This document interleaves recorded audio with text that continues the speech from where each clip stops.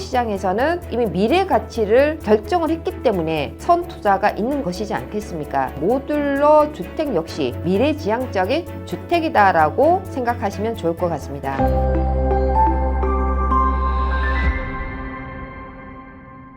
안녕하세요, 김효지입니다. 최근 미국의 주택 공급의 문제, 그리고 관세 정책, 이민자 추방 정책 등으로 인해서 신규 주택이 점점 감소하고 있는 추세입니다. 이런 상황에서 대중의 관심이 모듈러 주택에 쏠려 있는데요. 그렇다면 모듈러 주택이 미래 미국 부동산 시장에 어떠한 영향을 줄 수 있는지에 대해서 분석해 보도록 하겠습니다.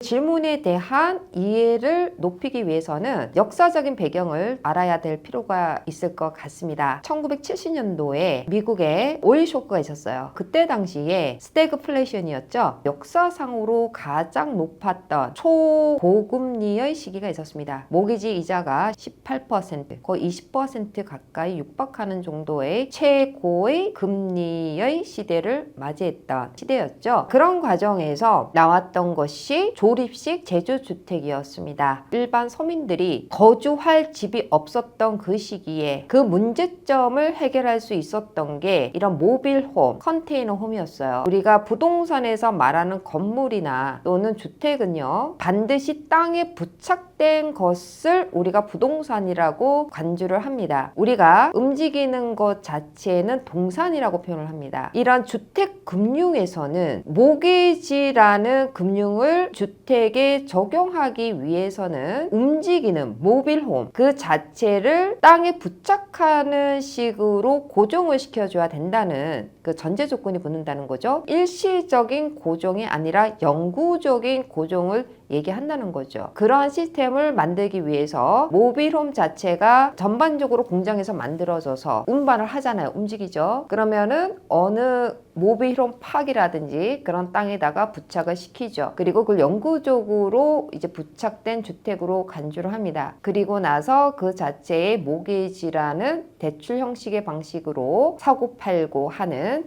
그런 구조적인 시스템이 형성되는 것입니다. 그런데 1976년도에 퍼드에서 그런 모기지로 시스템으로 돌리는 구조가 어느 정도 확정이 됐다. 그런데 퍼드 자체에서 승인을 한 거기 때문에 모기지로 금융을 받을 수는 있지만 실질적인 은행에서는 이러한 대출 방식을 꺼려하는 구조이다 보니 보편화가 되지는 못한다는 그런 단점은 갖고 있는 것입니다. 즉 우리가 움직이는 것에 대한 대출, 자동차 대출을 우리가 생각해 볼 수가 있죠. 그런 것을 우리가 최를론이라고 얘기를 합니다. 그렇기 때문에 이자가 일단 비쌉니다. 그렇기 때문에 보편화되지 못하는 구조적인 결함은 좀 있다. 이러한 공급난을 해소하기 위한 차원으로서 모듈러 주택 자체가 시장에서 절실히 요구되어 있고 대중의 관심도 상당히 높아졌다. 이렇게 보실 수가 있을 것 같습니다. 현재 미국의 주택 구입 비용이 너무나 올랐고 그리고 비싸기 때문에 서민들이 집을 장만하기가 힘든 시장의 구조를 갖고 있지 않습니까? 그렇기 때문에 이러한 주택 구입 비용을 낮출 수 있는 또 다른 해결점은 바로 모듈러 주택이 보편화돼서 시장에 많이 풀려야 된다라고 보고 있는 것입니다. 지금 같은 경우는 이민자 중심의 노동력이 미국에서 많이 나감으로써 노동력에 의한 임금이 상당하지 않습니까? 그 자체가 또 가격으로 직결되는 거잖아요. 그렇기 때문에 이 자체를 극복하기 위한 하나의 방안이 모듈러 주택이 장려돼야 된다는 것, 그 자체에서 공급의 문제를 어느 정도 해소할 수 있겠다라고 볼 수가 있겠죠.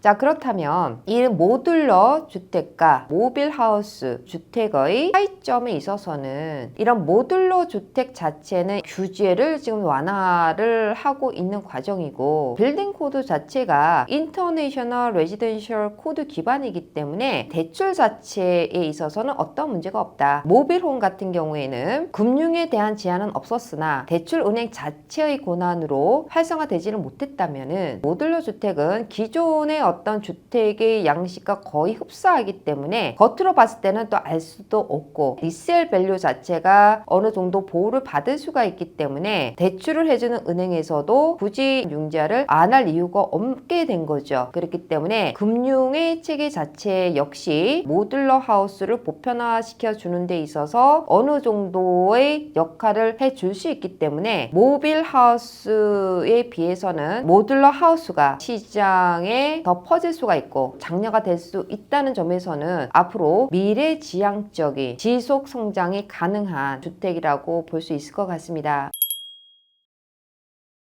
미국에서는 주택시장에서 빼낼 수 없는 것은 금융시장이다. 이 자체를 우리가 대출로 연결하기 위해서는 타당한 어떤 근거가 있어야 된다는 거죠. 부동산에서 말하는 건물이나 주택은요, 반드시 땅에 부착된 것을 우리가 부동산이라고 간주를 합니다. 모기지라는 금융을 주택에 적용하기 위해서는 영구적인 고정을 시켜줘야 된다는 그 전제 조건이 붙는다는 거죠. 그거 자체에 대해서 허드 어프로벌이 나왔던 때가 1976년도에 시스템으로 돌리는 구조가 어느 정도 확정이 됐다. 그래서 조리식 제조주택, 이런 주택이 보급되기 시작했고 그것이 현재까지 이어져 오고 있다라고 보실 수가 있습니다. 자, 그런데 금융을 받을 수는 있지만 은행에서는 이러한 대출 방식을 꺼려하는 구조이다 보니 보편화가 되지는 못한다는 그런 단점은 갖고 있는 것입니다.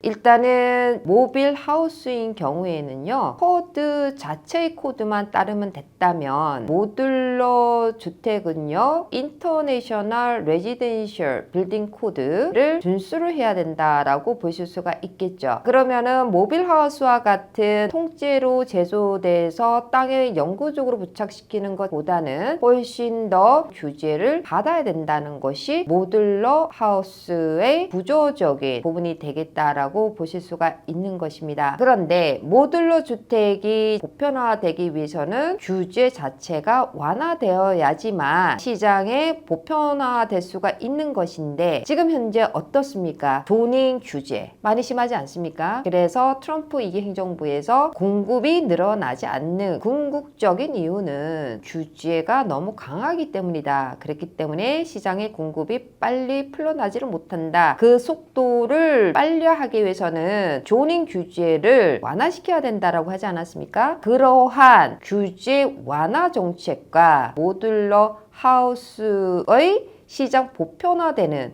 그런 부분이 한 방향을 향하고 있다. 우리가 이렇게 볼 수가 있는 것이죠.